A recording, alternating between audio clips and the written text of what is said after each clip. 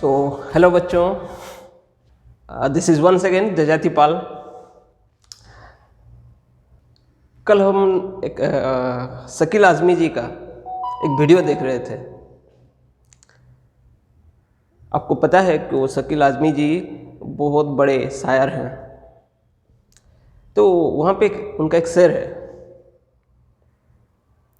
परों को खोल, परों को खोल, जमाना उड़ान देखता है। जमीन पे बैठे बैठे क्या आसमान देखता है। क्या बात कही उन्होंने। परों को खोल, जमाना उड़ान देखता है। अब जमीन पे बैठे बैठे क्या आसमान देखता है। तो बच्चों, अगर कुछ कर दिखाना है तो परों को खोलना है। खाली सोचने से बात नहीं बनता, करके दिखाना होता है। हाँ, लेकिन ये ज़रूर है कि कुछ करने से पहले आपको सोचना पड़ता है। और जैसे जैसे आप सोचोगे ना, आप वैसे वैसे बनते जाओगे। भगवत गीता में भी कहा गया है, भगवत गीता में भी बोले हैं भगवान श्री कृष्ण अर्जुन से, यम यम व्यापी स्मरण भावम त्यज्यत्यन्ते कलेवरम तम तमेव यति कौन्तेय सदा तद्भाव भवित। मतलब आप जैसे जैसे सोचोगे, जैसे जैसे आप सोचोगे, आप वैसे वैसे बनते जाओगे। एक एग्जाम्पल देखिए, ब्रह्मांड में जो कुछ भी बड़ा बनता है ना, पहले किसी के दिमाग में बनता है। 2 बार बनता है वो। आप सोचो 2 बार कैसे। अब ताजमहल बना, वो भी तो 2 बार बना है। आप सोचोगे कैसे कि किसी के दिमाग में पहले बना होगा, फिर जाके वो हकीकत में आता है। तो कुछ हकीकत में आने से पहले उसको दिमाग में आना ज़रूरी है। और अगर आप कुछ बनना चाहते हो, हकीकत में आप कुछ लेवल तक पहुंचना चाहते हो, कुछ कर दिखाना चाहते हो, तो उसके लिए पहले आपको उसके बारे में थॉट्स आने ज़रूरी हैं। Your thoughts become your things, your thoughts become your things. So हम धीरे धीरे डिस्कस करते जाएंगे और आगे बातें करते जाएंगे। तो आज हम पढ़ाने वाले हैं इलेक्ट्रोमैग्नेटिक इंडक्शन। इलेक्ट्रोमैग्नेटिक इंडक्शन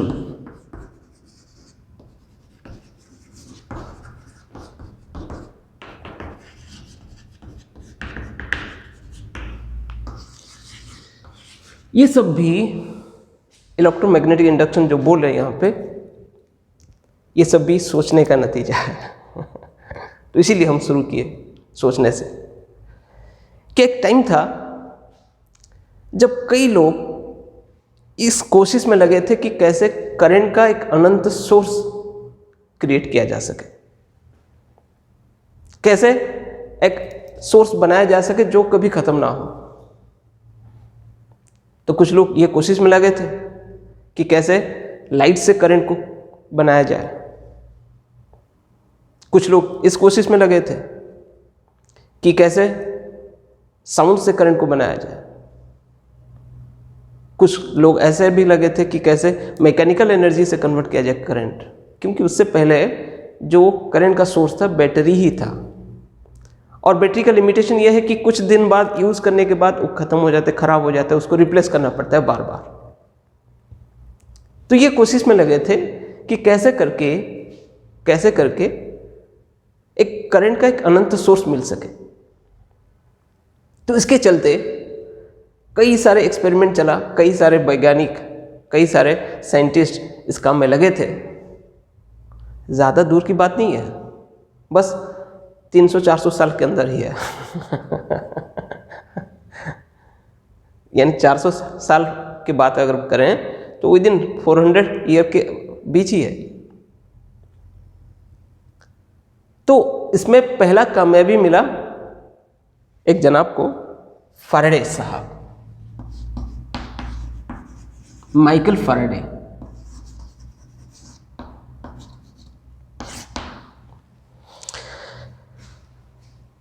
अब उसमें जाने से पहले, फैराडे के एक्सपेरिमेंट से जाने से पहले हम आपको बता दें what it mean by magnetic flux.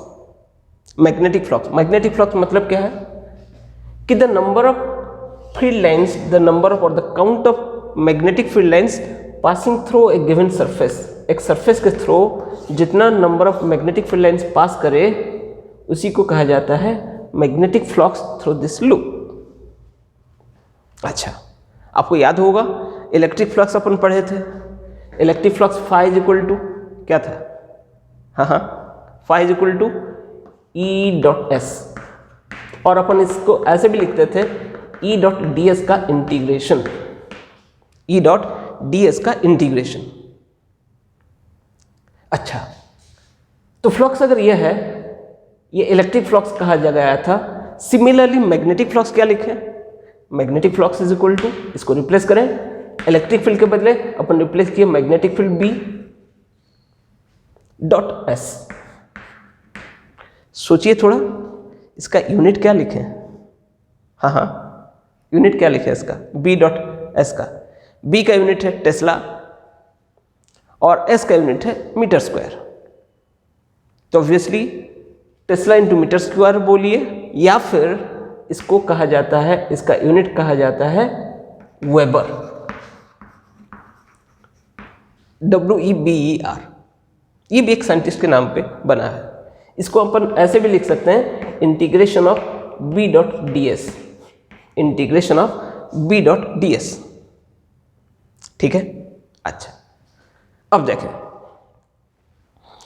Faraday साहब बोले और फैराडे साहब एक्सपेरिमेंटली दिखाए कि जब भी किसी लूप के through magnetic flux, associated magnetic flux को चेंज करवाया जाता है तो इसमें ईएमएफ इंड्यूस्ड होने लगता है।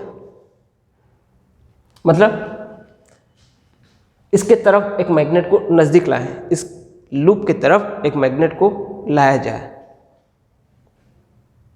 तो जैसे ही इस लूप की तरफ इस मैग्नेट को लाएंगे तो इसका जो मैग्नेटिक फील्ड लाइन निकलता है, जब दूर था तब कम था, जब नज़दीक आएगा तो बढ़ जाएगा, और मैग्नेटिक फ्लक्स बढ़ने के साथ साथ इसमें ईएमएफ भी इंड्यूस होगा। मतलब जैसे इसको नज़दीक लाए तो देखा गया कि इसमें करंट फ्लो हुआ।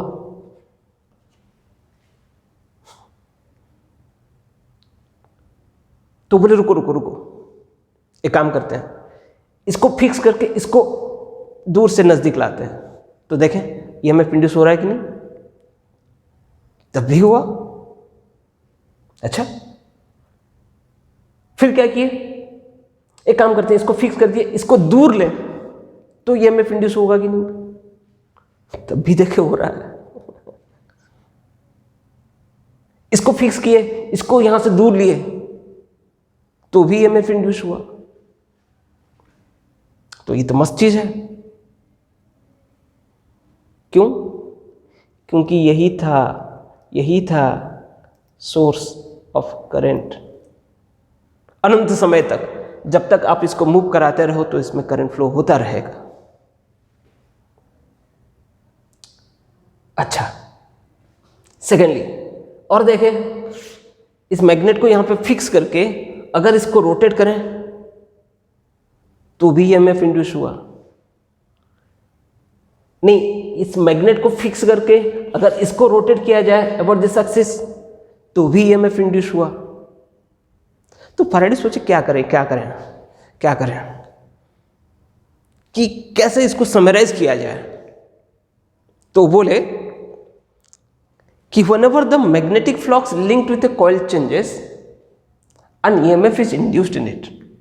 जब भी किसी लूप के साथ, इस लूप के साथ यहाँ पे जब मैग्नेट को लाया जा रहा है या दूर लिया जा रहा है या रोटेट किया जा रहा है, इसके साथ एसोसिएटेड मैग्नेटिक फ्लक्स जो है वो चेंज हो रहा है, और जिसके वजह से इसमें ईएमएफ इंड्यूस होगा। तो वो बोले कि whenever the magnetic flux linked with a coil changes, first law, ये इसको समराइज करके फर्स्ट लॉ लिखे, first law, whenever the magnetic flux linked with a coil changes,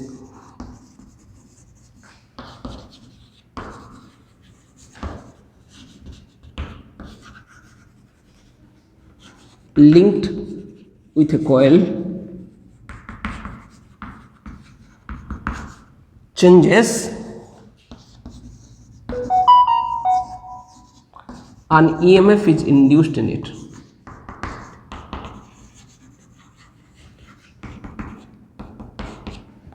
And the induced EMF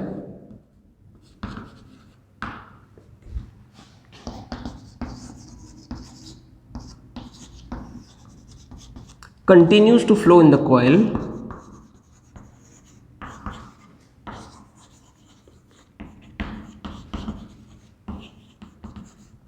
so long as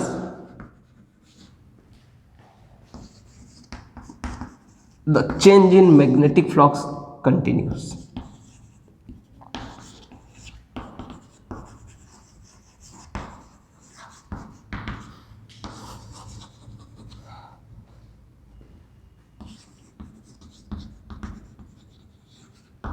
अच्छा, तो ये सारा जो भी उनका एक्सपेरिमेंट था उसको समराइज करके बोले कि इस लूप में मैग्नेटिक फ्लक्स को चेंज करने से ईएमएफ इंड्यूस होगा, और वो इंड्यूस्ड ईएमएफ कब तक कंटिन्यू करेगा कि जब तक ये मैग्नेटिक फ्लक्स चेंज होता रहे, या फिर जब तक इनके बीच रिलेटिव मोशन चलता रहे।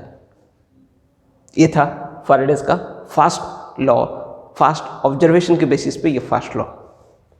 अच्छा,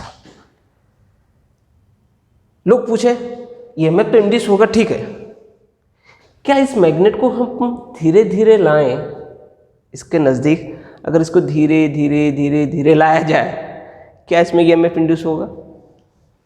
क्या इसमें ईएमएफ इंड्यूस होगा? ये सोचने की बात थी। फिर देखा तो सोचे कि अभी धीरे धीरे लाने से तो नहीं हो रहा,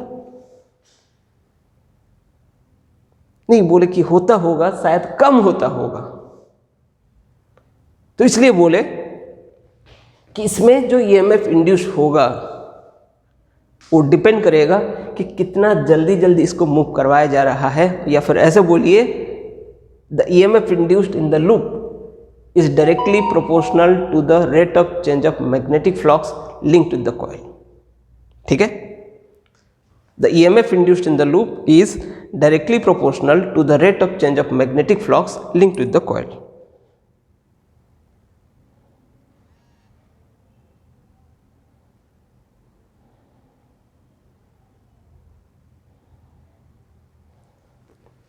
अच्छा, तो सेकेंड लॉ क्या बोले, the EMF induced in A loop, इसमें जो भी EMF इंड्यूस होगा,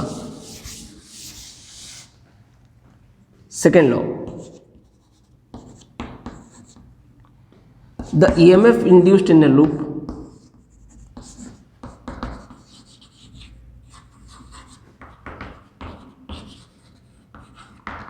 इस लूप में जो EMF इंड्यूस होगा is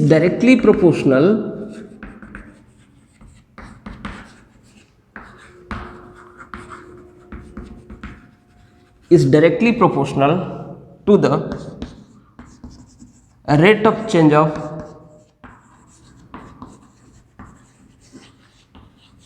magnetic flux linked with the coil.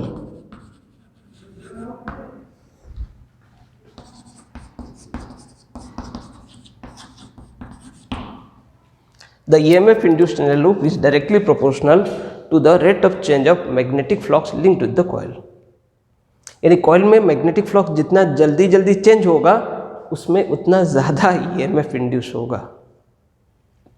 मतलब इस लूप के नज़दीक इस मैग्नेट को जितना ज़्यादा वेलोसिटी से लाएंगे, फ्लक्स उतना जल्दी जल्दी चेंज होगा और इसमें उतना ज़्यादा EMF इंड्यूस होगा। तो ऐसे सिंबलिकली ऐसे लिखा गया E is equal to d phi by d t. Clear? E is equal to d phi by d t और magnitude of E is equal to d phi by d t. ठीक है? अच्छा, और सुने,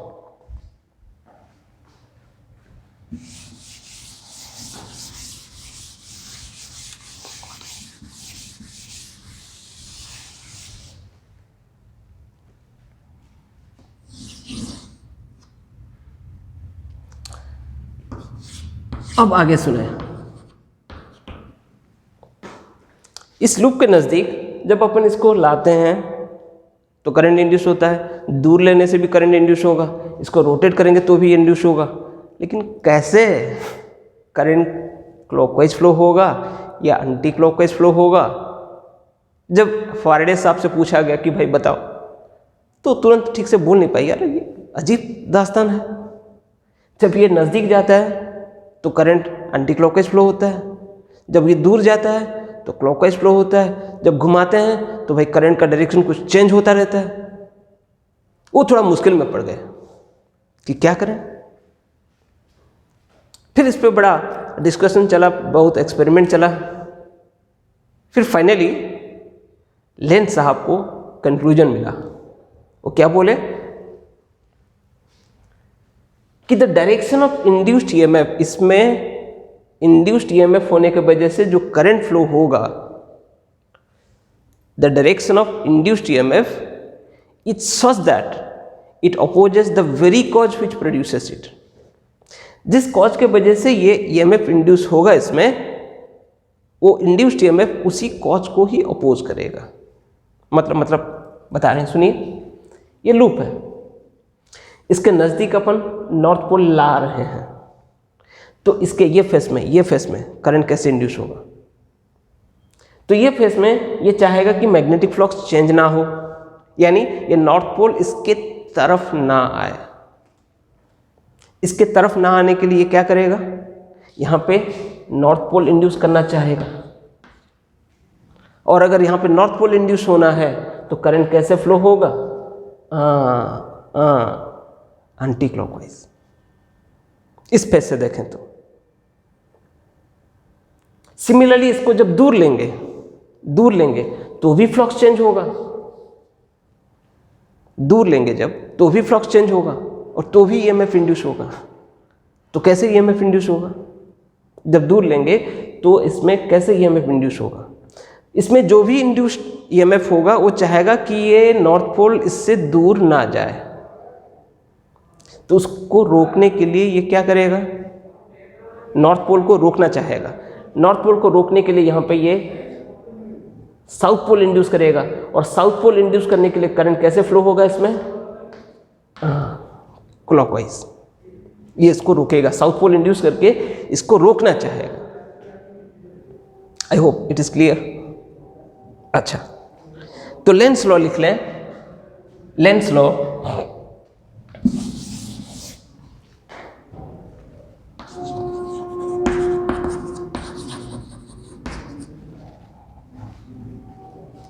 the direction of induced EMF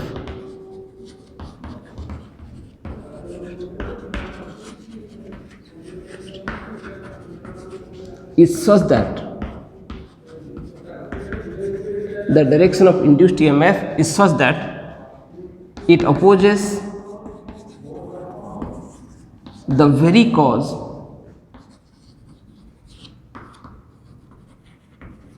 which produces it.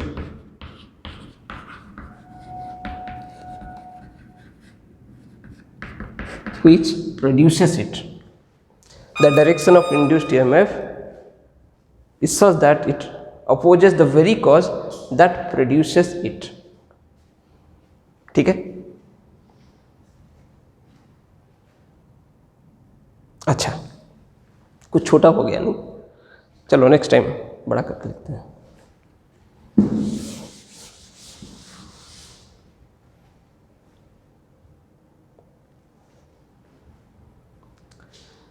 The direction of induced EMF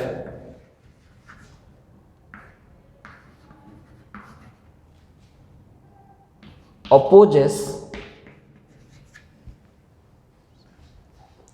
the very cause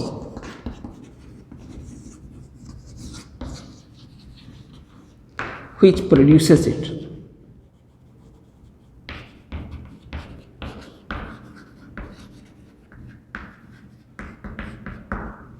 अच्छा, तो इसीलिए वो बोले कि E इज इक्वल टू, जो आप EMF इंड्यूस लिख रहे हो, E will be equal to minus D phi upon D T. The negative sign here indicates that the direction of induced EMF will oppose the very cause of changing magnetic flux. बात भी सही है, लोगों को अच्छा लगा, पसंद आया. क्यों? सुनिए कि सपोज ये लूप है, ये लूप है, इसके तरफ अपन इस मैग्नेट को ला रहे हैं.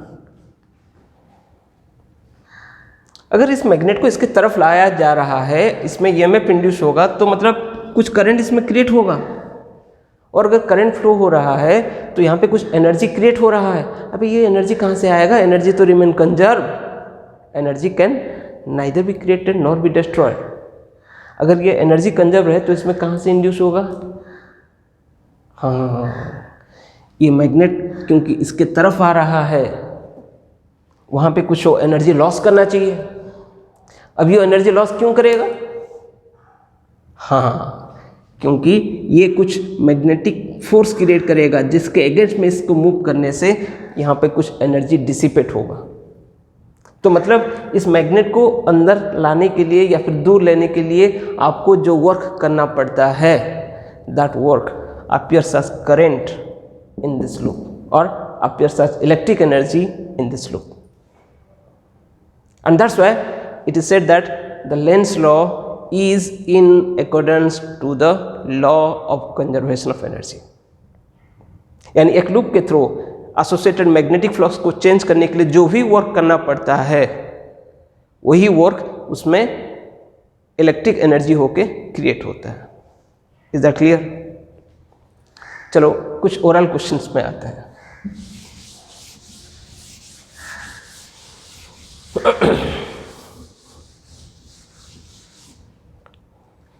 सपोज एक सिचुएशन दिया आपको,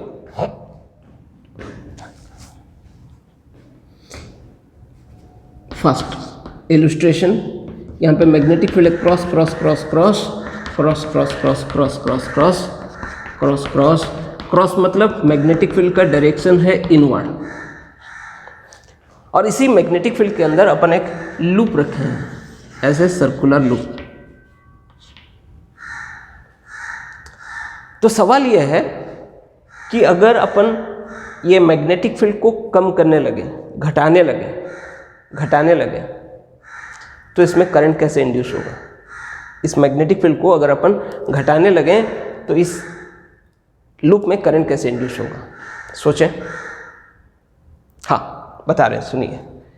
मैग्नेटिक फ्लक्स घट रहा है क्योंकि फ्लक्स का फॉर्मूला है B डॉट A. यहाँ पे मैग्नेटिक फील्ड घटने की वजह से फाई घट रहा है. अभी अगर फाई घट रहा है, फाई डिक्रीज कर रहा है, तो फिर ये EMF इंड्यूस करेगा. तो इंड्यूस्ड EMF किस तरफ होगा? यहाँ पे जो भी इंड्यूस्ड EMF होगा वो चाहेगा कि मैग्नेटिक फ्लक्स जो कम हो रहा है वो कम ना हो. अजीब दास्तान है. जिस कॉज के वजह से क्रिएट होता है उसी कॉज को अपोज करता है. यहाँ पे मैग्नेटिक फील्ड के कम होने की वजह से यहाँ पे EMF इंड्यूस होगा और ये चाहेगा कि वो मैग्नेटिक फ्लक्स कम ना हो. तो अपना करंट को ऐसे फ्लो कराएगा कि वो करंट अपना मैग्नेटिक फील्ड इसी डायरेक्शन में क्रिएट करे. मतलब मैग्नेटिक फील्ड इनवर्ड क्रिएट करने के लिए करंट फ्लो होगा. करंट कैसे फ्लो होगा? तो फिर will be clockwise. Got my point?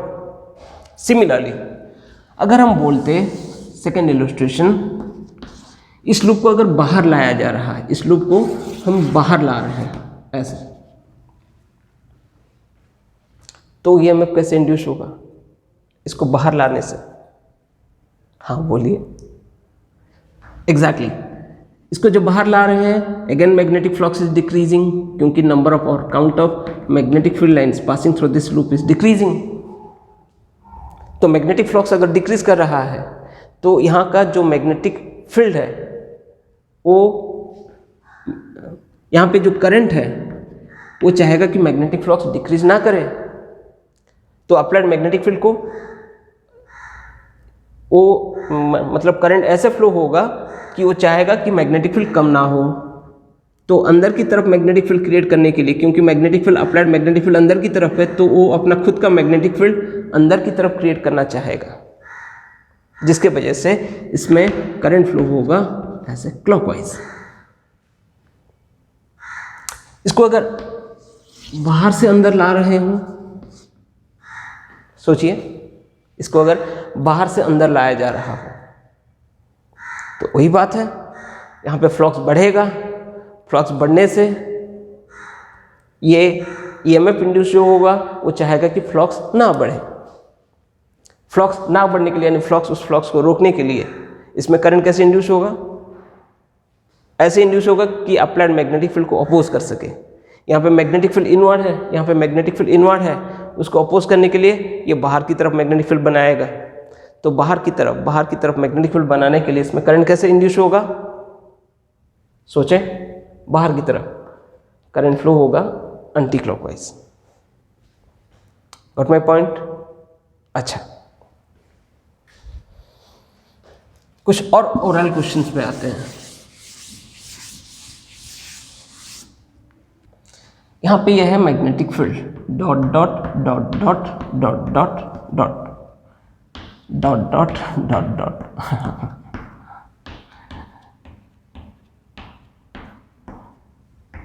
हम न समझे थे बात इतनी सी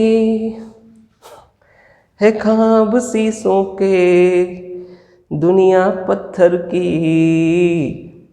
ये कुछ पता नहीं कहाँ से याद आया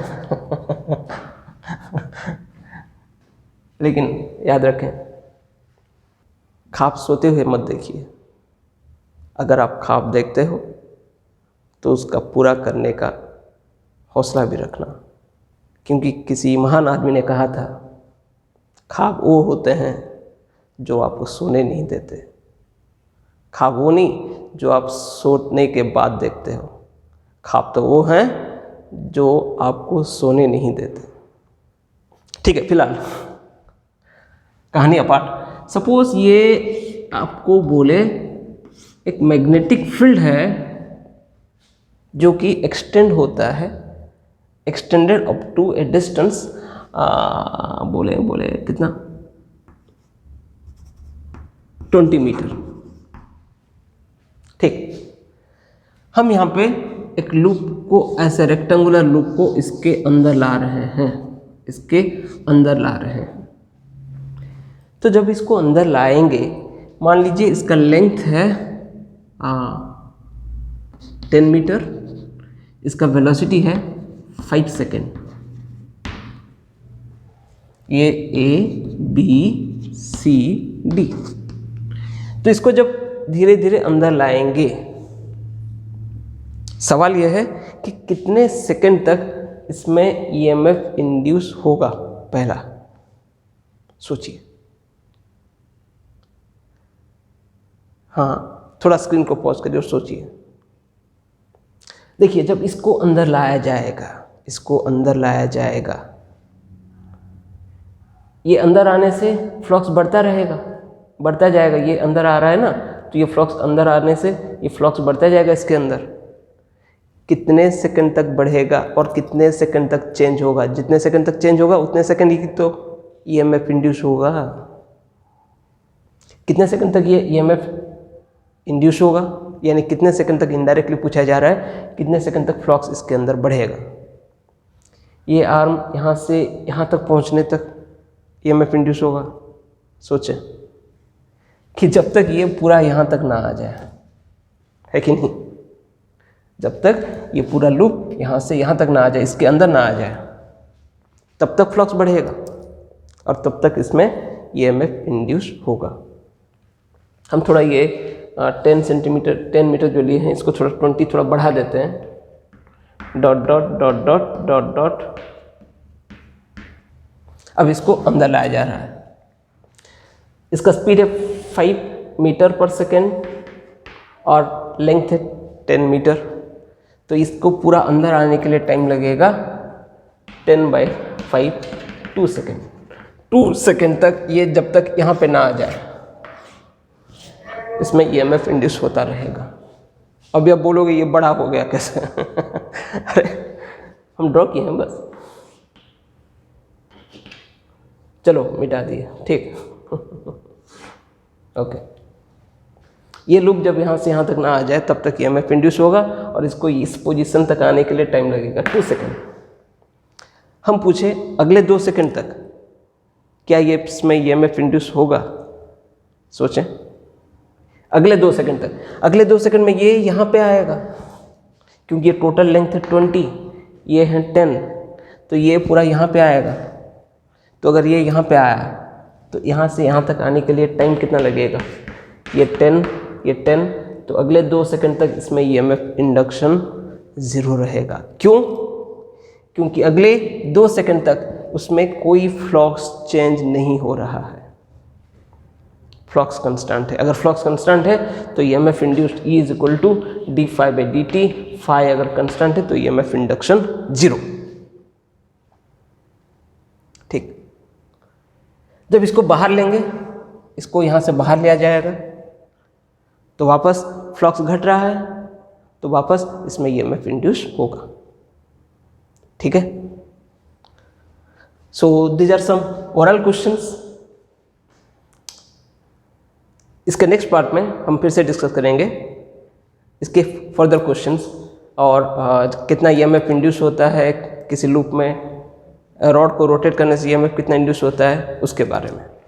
ठीक है, तब तक देखते रहें